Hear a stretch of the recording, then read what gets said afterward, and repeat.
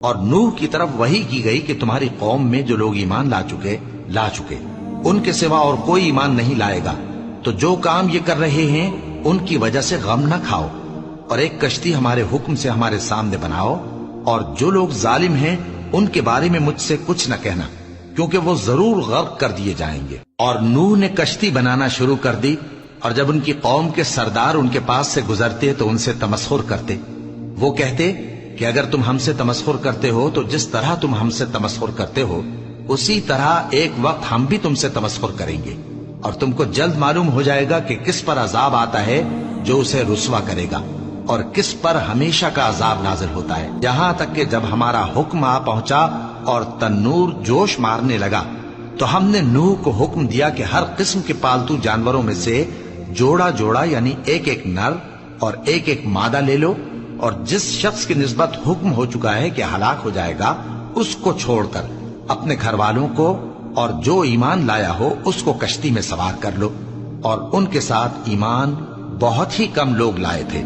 نوح نے کہا کہ اللہ کا نام لے کر کہ اسی کے کرم سے اس کا چلنا اور ٹھہرنا ہے، اس میں سوار ہو جاؤ، بے شک میرا پروردگار بخشنے والا ہے، مہربان ہے۔ اور وہ ان کو لے کر طوفان کی لہروں میں چلنے لگی۔ لہریں کیا تھیں؟ گویا پہاڑ تھے۔ اس وقت نوح نے اپنے بیٹے کو جو کشتی سے الگ تھا پکارا کہ بیٹا ہمارے ساتھ سوار ہو جا اور کافروں میں شامل نہ ہو۔ اس نے کہا کہ میں ابھی پہاڑ سے جا لگوں گا، وہ مجھے پانی سے بچا لے گا۔ فرمایا کہ آج اللہ کے عذاب سے کوئی بچانے والا نہیں اور نہ کوئی بچ سکتا ہے مگر وہی جس پر اللہ رحم کرے۔ اتنے میں دونوں کے درمیان لہر حائل ہو گئی اور وہ ڈوب کر رہ گیا، اور حکم دیا گیا کہ اے زمین اپنا پانی نگل جا اور اے آسمان تھم جا، اور پانی خشک ہو گیا اور کام تمام کر دیا گیا، اور کشتی کوہ جودی پر جا ٹھہری، اور کہہ دیا گیا کہ بے انصاف لوگوں پر لعنت۔ اور نوح نے اپنے پروردگار کو پکارا اور کہا کہ پروردگار میرا بیٹا بھی میرے گھر والوں میں ہے، تو اس کو بھی نجات دے، تیرا وعدہ سچا ہے اور تو بہترین حاکم ہے۔ اللہ نے فرمایا کہ اے نوح وہ تیرے گھر والوں میں نہیں ہے، وہ تو سراسر بد عمل ہے، تو جس چیز کی تم کو حقیقت معلوم نہیں اس کے بارے میں مجھ سے درخواست ہی نہ کرو، اور میں تم کو نصیحت کرتا ہوں کہ نادان نہ بنو۔ نوح نے کہا پروردگار میں تجھ سے پناہ مانگتا ہوں کہ ایسی چیز کی تجھ سے درخواست کروں جس کی حقیقت مجھے معلوم نہیں،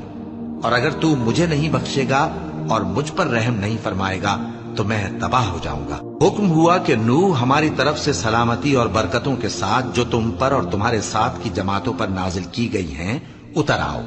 اور کچھ اور جماعتیں ہوں گی جن کو ہم دنیا کے فوائد سے بہرہ مند کریں گے، پھر ان کو ہماری طرف سے عذاب علیم پہنچے گا۔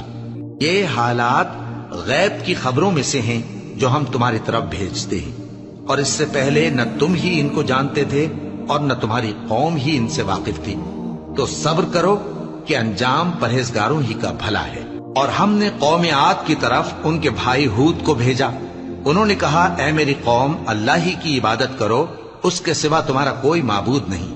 تم شرک کر کے اللہ پر محض بہتان باندھتے ہو۔ میری قوم میں اس واعظ و نصیحت کا تم سے کچھ صلہ نہیں مانگتا، میرا صلہ تو اس کے ذمے ہے جس نے مجھے پیدا کیا، بھلا تم سمجھتے کیوں نہیں؟ اور اے قوم اپنے پروردگار سے بخشش مانگو،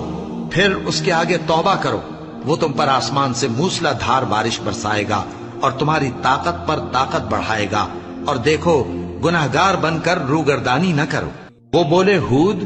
تم ہمارے پاس کوئی دلیل ظاہر نہیں لائے، اور ہم صرف تمہارے کہنے سے نہ اپنے معبودوں کو چھوڑنے والے ہیں اور نہ تم پر ایمان لانے والے ہیں،